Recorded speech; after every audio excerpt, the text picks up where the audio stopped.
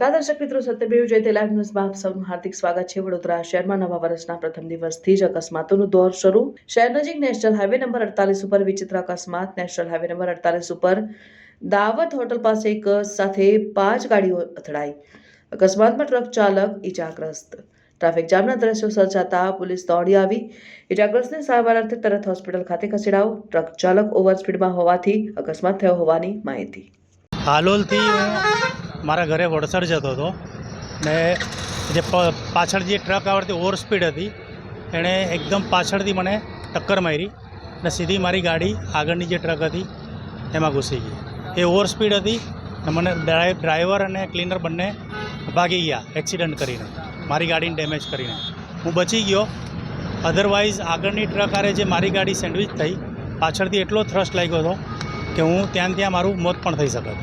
એટલે આ સિરિયસ એકદમ એક્સિડન્ટ થયો છે મારી ગાડી સાથે અને જે ટ્રકનો ડ્રાઈવર અને ક્લીનર બંને ભાગી ગયા હતા અને ઇમિડિયેટલી પોલીસ આવી અને પોલીસ એની કાર્યવાહી કરી રહી છે।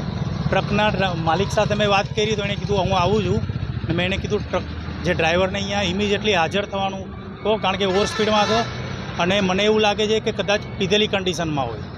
તો પોલીસને પણ હું રિક્વેસ્ટ કરું છું કે કાયદેસરની કાર્યવાહી કરે અને એ લોકોને જેના પર કાર્યવાહી થતી હોય કરીને એને સજા આપે। એક સાથે કેટલી ગાડીઓ હતી? મારી એક જ ગાડી હતી અને પાછળથી આ લોરીએ મારી ગાડીને ટક્કર મારી। ટોટલ કેટલી ગાડી હતી? 5 જેવી કેટલી ગાડી હતી? મારી એક જ હતી, મારી પાછળ લોરી હતી, એની પાછળ શું હોય મને નથી ખબર, કારણ કે હું પાછળ જોઈ ના શકું। કઈ ગાડી જતી હતી? ગાડી સાવલીથી અંકલેશ્વર જતી હતી। બનાવ તો કેવી રીતે થઈ એ તો મને પણ નથી આઈડિયા છે।